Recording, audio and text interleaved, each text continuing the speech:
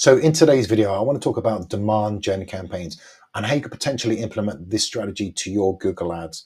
So first of all, what is a demand gen campaign? This is a campaign type within Google in which we can run ads to YouTube, YouTube Shorts, Discovery, Display, as well as Gmail. So if you're running ads to, say, YouTube, YouTube Shorts, it's going to be video based, and all the other placements are going to be image based. So a number of different placements.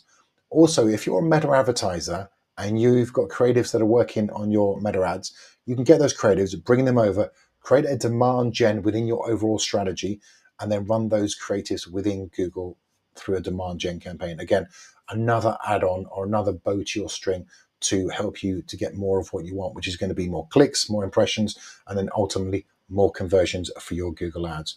So what are the main differences, or what's the way? The first thing that I would look at a demand gen would be as an awareness campaign. So it's going to be top of funnel. A lot of Google Ads reps will push a kind of retargeting ad, retargeting, website converters, that type of thing. We found the best success in 2025 is to run a demand gen campaign as an awareness or top of funnel within our overall strategy. So the second big difference between, say, a search and a PMAX campaign is the targeting for a search and a PMAX campaign are going to be with keywords and signals. With a demand gen campaign, it's going to be audience based.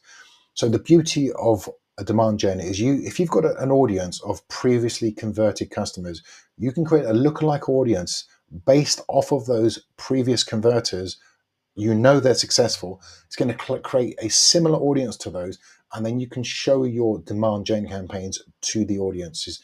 So the key differences, I'm going to show you, I'm going to do a screen share shortly that we can run through how to create one of these campaigns. So the main differences is we're going to have an awareness campaign running. We're going to have our targeting is going to be based around lookalike audiences, and we're going to be running YouTube, YouTube Shorts, Discovery, Display, as well as Gmail. Now, before I jump into a screen share, I just want to take a step back and think about the strategies that we're using. So the way I would look to implement this, it's adding on layers to the ads that we're running already. So we've got the chances are you've got a search campaign running. So that's the bread and butter of Google. We're getting our clicks, impressions, we're getting our conversions over 30 days. That's working well. So from there, potentially we've added in a PMAX campaign. Again, where the structure's right, we're getting more of what we want through the PMAX. By adding in an awareness campaign or a demand gen, you're just layering on to success upon success, and then chances are, based on the probability, it's going to be more successful as well. But remember, because you're adding in an awareness campaign through a demand gen, the videos need to be slightly different to what you're running previously, say, in a PMAX campaign. Because with an awareness, people aren't necessarily aware of your product or your service. So you want to kind of structure the messaging around your videos slightly differently to the kind of messaging around the PMAX campaign and the messaging around the search campaigns. So just think about the kind of user journey once they interact with your product or service through Google. So search campaign, PMAX campaign to a demand gen campaign. They're going to be slightly different messaging. So let's jump into an actual campaign and show you how to build out a demand gen campaign. So what we want to do now is create the campaign, the demand gen campaign that we've mentioned. So we come in, create a new campaign, click on new campaign, and then from here we can, e-commerce is going to be sales, lead generation is what we're going to be focused on for this example. So click on leads. For the conversion goals, you can just remove the goals that you don't want. So you can remove, and all it will do will remove it for this particular campaign. You're not removing these for the account itself. So just leave the goals that you want. Obviously, you want to focus on the goals that you've set for the campaign. For the campaign type, we just click on demand gen and then go to next. And then from here, what we want to do is give our campaigns the right naming convention. So make sure that if you're looking at, say, Google Analytics, you know exactly what this campaign naming is and what you're trying to achieve for this. So I'm just going to leave this as it is now, but make sure you've got a good naming campaign. Product feed, e-commerce again, you would leave this on if you've got a feed running into Google. We're just going to turn this off.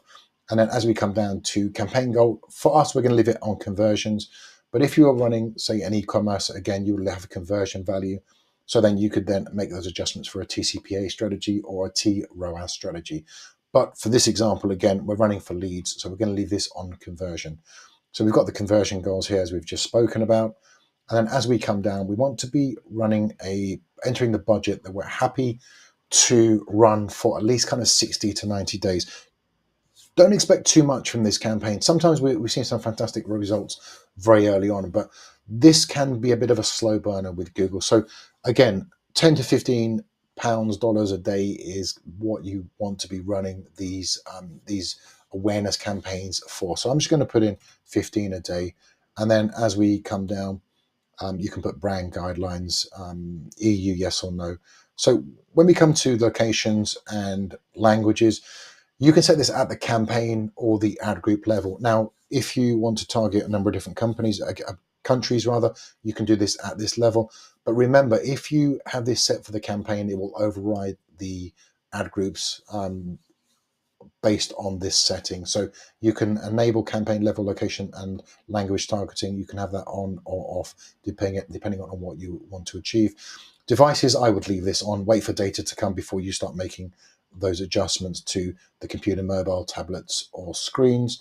And then from here, what we need to do is then go to the ad group and click on the bottom left, which will take us to the ad group level. Again, we want to be naming the ad group level, giving it a good naming convention.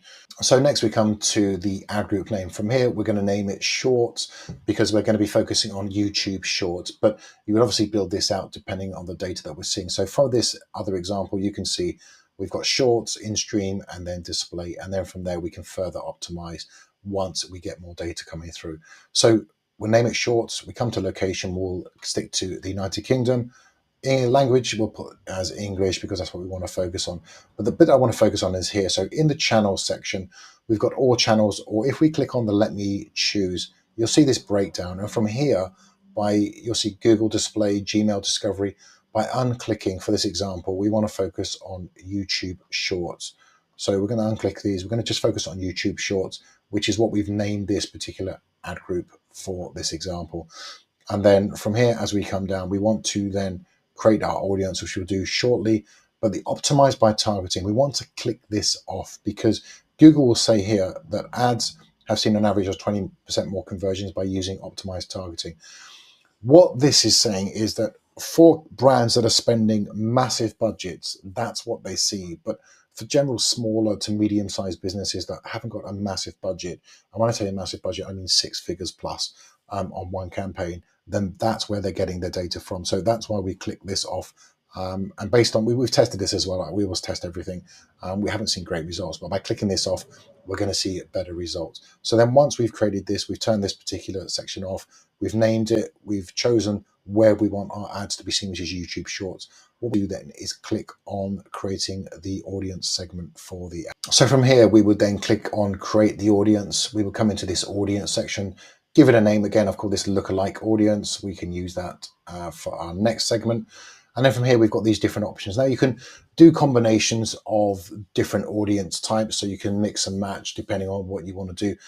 On this example, I want to focus on lookalike segments, but if you wanted to create a custom segment, you could do that. Again, you can literally target people who have browsed similar websites to you, give it a name, and then just add in the data that you want, which is another great way you could use this. I actually have a video on how to create that. Your data, which potentially this would be more over retargeting ads. So we would click on browse, and then from here we could retarget all visitors or all converters, depending on how we've created our audiences within Google. Again, not something that I do. We've tested it. We found by using, like I've mentioned, top of funnel works better. Lookalike segments we're going to come on to a second. And again, interest or detailed demographic. This is where you're collecting details of people who have clicked on the ads, converted as well, that you have as an audience segment. So that's where you'll see that data. But what I want to do is focus on the lookalike segments. So for here, you would click on new segment, give it a name. So again, you could give that the name that I've just created, which would be lookalike audience. And then from here, you would seed list is where you would actually get that data from. So for us, it could be all visitors or all converters of our website. So we could add that in, again, all visitors if you wanted to do that. But depending on what data you have, this is just an example account, so I haven't got a lot of data on here. But obviously, if you've got a lot of data coming through, you'll see some options, all converters, people who've purchased your product or your service, you could add those in there.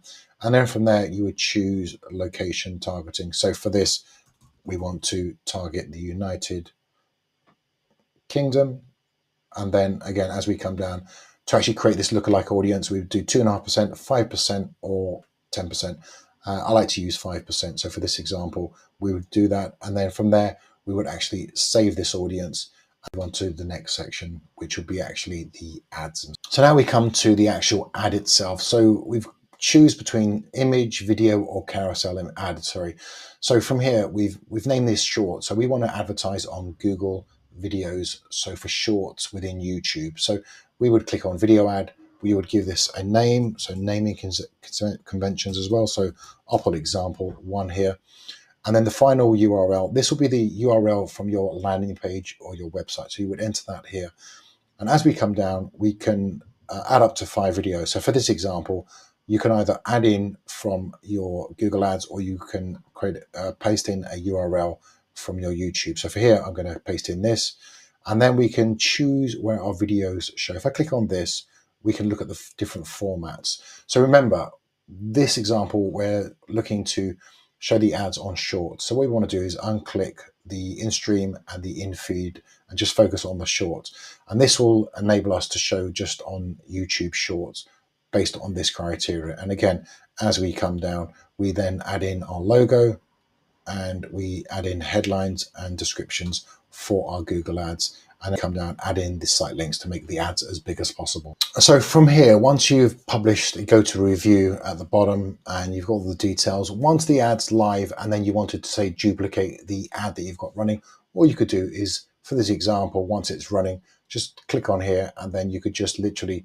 duplicate this ad itself. And then again, you would just make the changes to the ad, whether it be headline descriptions, or if you wanted to input another video, just click off of here, choose the placement, and then you could then create some more testing within the actual video itself or image. But if you wanted to, another way that you could potentially look to do some alterations would be to do that at the ad group level as well. Again, you would create a duplication of the ad group, and this will duplicate the ad group and the ad within it, and then make the alteration. So it's quite straightforward.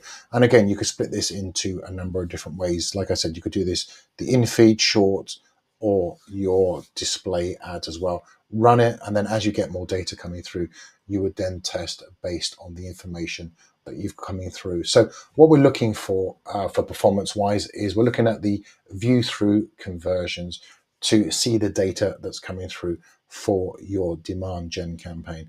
So if you like this type of video, then I'm going to be creating more of it. If you have any questions, just comment below. If you'd like me to audit your account, I always love looking at accounts, and I could potentially look at some strategies that could improve your video. If you wanted to look at another video similar to this, where I actually run through click fraud and how you can prevent that for your Google Ads, just click on the top left or right, you'll see something coming up, but click on the video. I hope you enjoyed it, and we'll speak to you guys soon.